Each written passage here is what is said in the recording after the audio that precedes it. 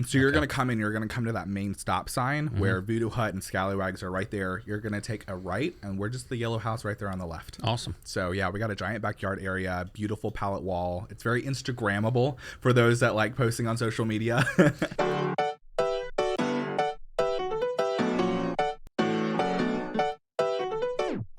Hey, welcome to another episode of Clear Lake Connections, where we talk to the people behind the businesses in Bay Area, Houston. Today I have Colton Trout with Paradise Wines, and you're located in Kemah, is that correct? Tell me about Paradise Wines. Oh, man. So Paradise Wines is actually the only shop in all of Texas that can sell these very specific wines. They're all made with fruits instead of grapes, so it's higher alcohol content, no headaches, no hangovers, but we've got everything from like super sweet to super dry, as well as a whole bunch of different beers on tap. Okay. So, yeah. How'd you get into it? Oh, so I actually met the previous owners at a coffee shop, and we got to talking, and they were like, oh, well, we're going to sell the bar. And I was like, oh, okay. How much are you selling it for? And so they told me the price, and I literally took off my hat, and I was like, all right, I don't want to throw my hat in there. And they were like, what do you mean? And I was like, I want to buy it. And so about a couple months later, I'm handing them a check and getting the keys, and then here we are a year and a half later. So, yeah.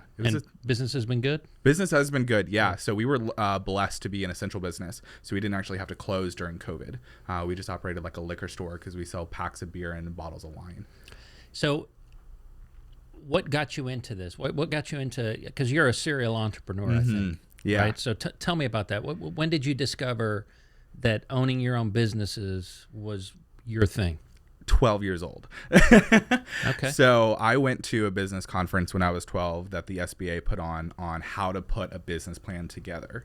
My dad took me because he just kind of saw that entrepreneurial itch that I had when I was younger. When you were 12. So when I was 12, drive, couldn't drive. Yeah. So I was doing like the typical lemonade sales. I was selling cookies at school. And I mean, I was just flush with cash. My dad was like, what the heck? Okay, cool. We need to nurture this a little bit. And so he started taking me to a couple different conferences and just kind of fell in love with it. So it's just been conference after conference, book after book, business after business, and here I am at 24 with 3 businesses. So that's awesome. Yeah. So what's your favorite part about being an entrepreneur, starting a business, owning a business? What's the best part for you? Other than the freedom, I do not work well for other people. I've tried it a couple of times. It did not go over well. It's really just the capability to meet new people. I am a yellow personality, so I love being in community. I love networking with people. I love going and having coffee with people. I love meeting random strangers. I'm that person that'll walk into the bar or to a party and not know a single soul and walk out with everybody's name, number, and we're all best friends. So, and I've found this with a lot of the people that we've interviewed, is no such thing as strangers, just people you haven't made friends with yet. Exactly. Okay. And it's all about relationships. And and I think that's where small businesses fail, is they don't realize that really it's about a relationship. If it's just transactional, that's a one-time thing. Yeah. And that's not sustainable. Yeah. But it sounds like you fully understand that really business, that's all it is relationships and building those relationships. Yeah. Well, as entrepreneurs, it's really easy to kind of get those shutters on, right? On our eyes, where we're just focused completely on our business because that's the most pressing thing. It's like taking care of a baby. You have to nurture it day in and day out, and you can't really leave it. Yeah. But as entrepreneurs, we kind of have to step back every once in a while, gain that extra perspective to realize that the people that we're selling to are people. They have their own relationships, their own struggles, their own problems, their own hopes and dreams and joys. And so it's really about how do we connect with them to be able to create some form of relationship versus just like a transactional like customer relationship. Yeah. So, yeah. And I read that you actually provide a service to other entrepreneurs and try to tell me about that, kind of this coaching model. Yeah, so I'm an entrepreneurial change management business coach. So what that basically means is I help entrepreneurs implement the necessary changes within their organization to scale forward on a faster timetable. My specialty is going from 0 to 6 figures in 90 days. Record is doing it in 30 days. But we really kind of take a look at it as, what if you took all those big audacious goals that you have and you actually accomplished it today? Not tomorrow, not 10 years down the road. What if you actually did that today? So like some people are like, I want to run like a 7-figure business. And I was like, okay, so what happens if I hand you a 7-figure check today? They're like, whoa, okay, things got to change. Mindset has to change. Business structure and plan has to change. Marketing has to change. Products have to change. business development, all of those different areas have to change. So my coaching is really asking those kind of perspective shifting questions. And then how do we start implementing that to bring those big audacious goals into our reality on a faster timetable? So what do you notice are the biggest obstacles that people have to reaching those goals? Themselves. Usually it's some form of a limiting belief. It's a self-sabotaging habit.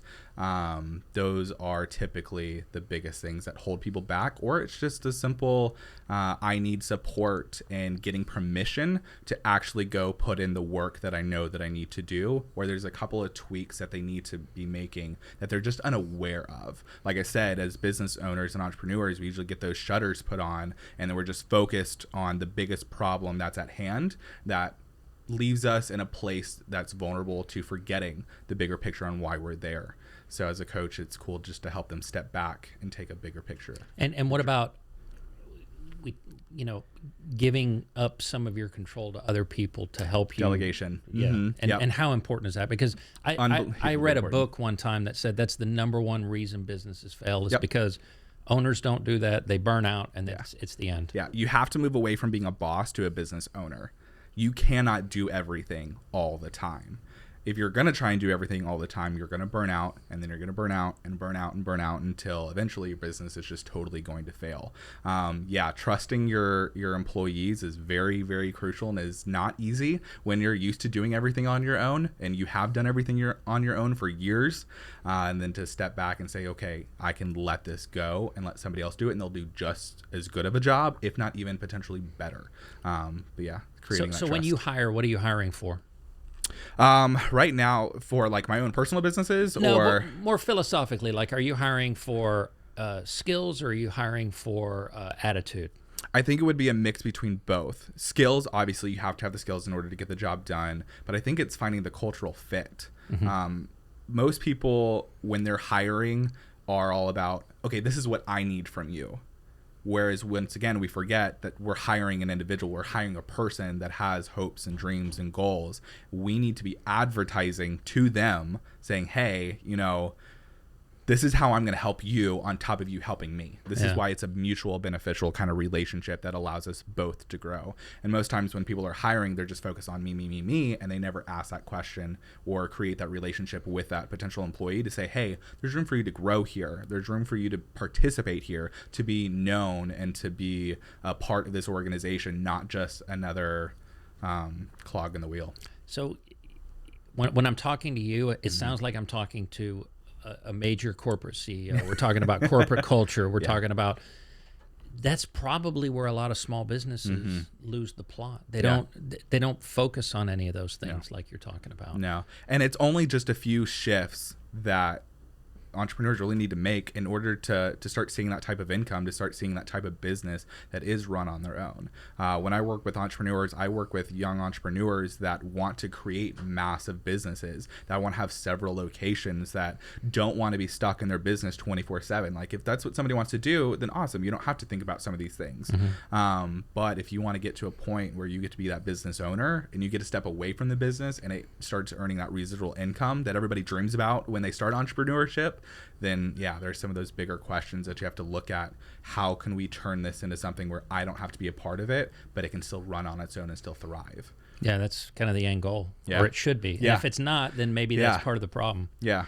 So I want to ask you about your involvement. You started a big event very recently in June. Took it on. I want to find out why and how, but first I have to go to Sherry Sweeney with important chamber announcements. Hello, Clear Lake Area Chamber of Commerce members and Bay Area Houston. We are excited. Our 33rd annual Business and Wellness Expo is coming up on August 19th inside the Gloria Dei Lutheran Church in Nassau Bay. This is an opportunity for you to showcase your business, goods, and services. And this year, we're also going to add a job fair. A lot of our businesses tell us they are in need of employees, and we're going to help you out. For more information, go to clearlakearea.com. Cool. And we're back. So, Colton, tell me about, you started the Kemah Pride Parade. Yeah.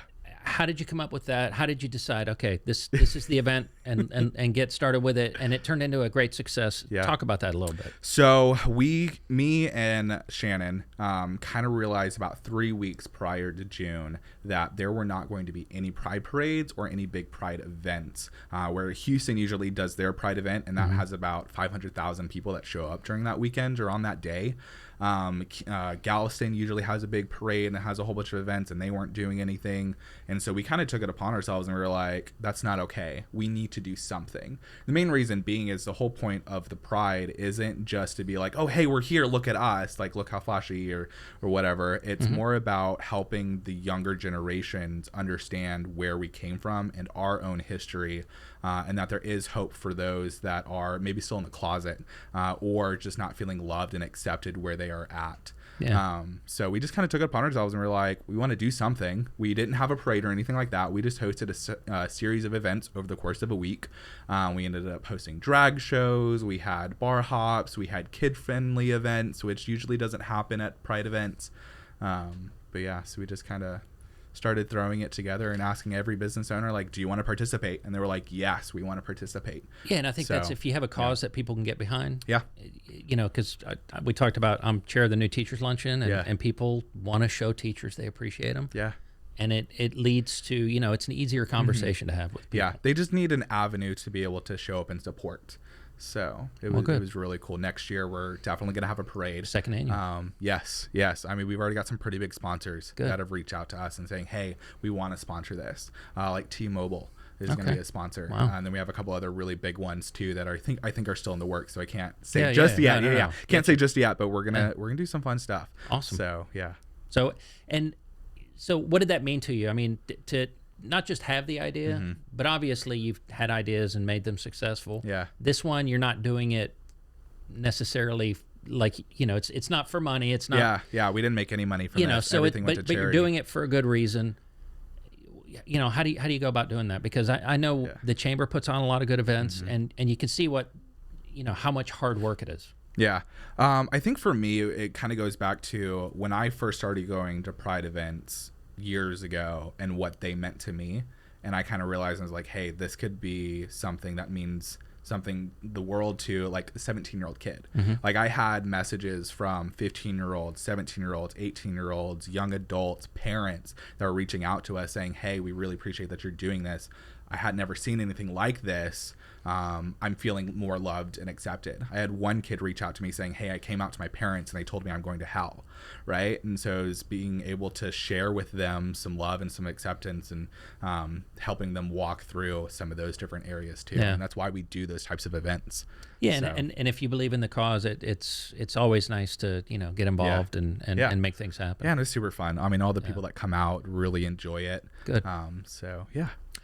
So you did bring some samples. I did. And I forgot to mention that we're talking about Paradise Wine, but somehow you got rum cakes involved with this. Yeah, that was like how's the a rum first cake business that I started.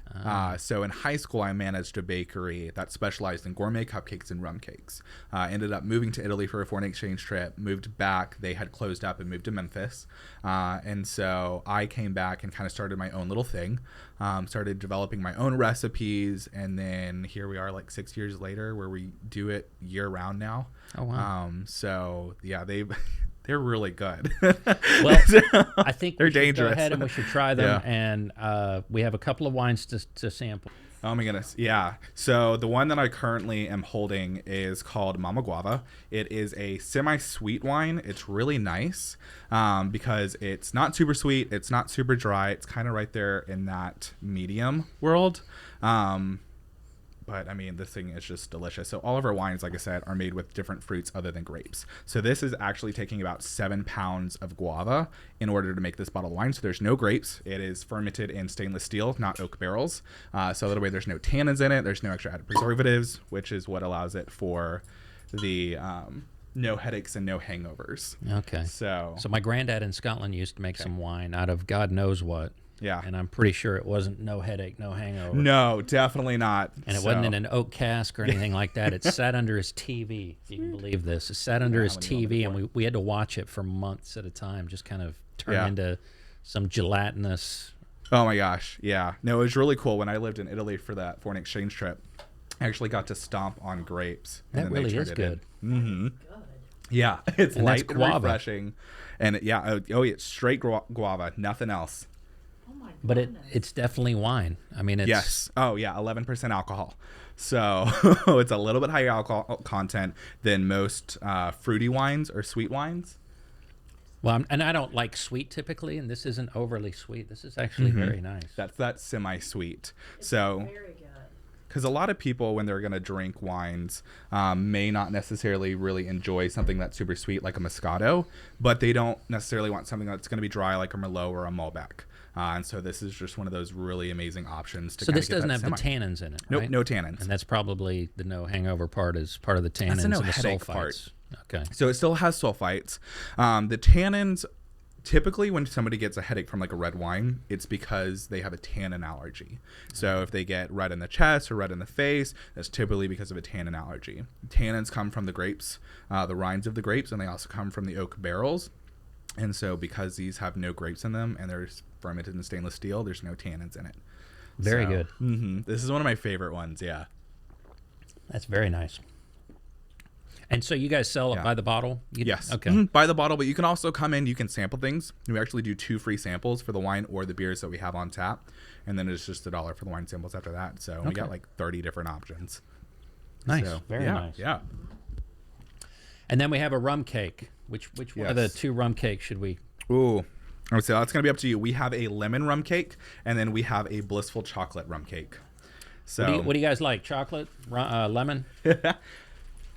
And so were you big into wine before you got into this, or this has kind of propelled you into wine? So this definitely propelled me into wine. When I first started the rum cake business, I knew that I wanted to open up a bar/bakery where all the baked goods were infused with different types of alcohols. So when I found out that they were selling the wine bar, I was like, ooh, okay, this could be like my first step into that bar industry to where then I can branch it in order to open up that bar/bakery eventually. Yeah. So that's your next step. That'll be the iteration. next step. Yes. And So what would the concept look like? What kind of bakery? What so kind of it would goods? be completely with alcohol infused cakes. So we do wow. like rum cakes, whiskey cakes, tequila cakes, vodka cakes. So we do a variety of different cakes. They're so delicious. But we want to branch into doing more alcohol infused baked goods in general, and then it'll be think like a coffee shop meets bar kind of type. Oh wow. So think modern, think industrial. Okay. Will be a lot of it. Yeah. Awesome. All right. Okay, Here so we this go. one Rum is cake. a blissful chocolate rum cake. And it looks dense, but it's very light and fluffy. It's very moist. I know people don't like that word, but Oh, that is delicious.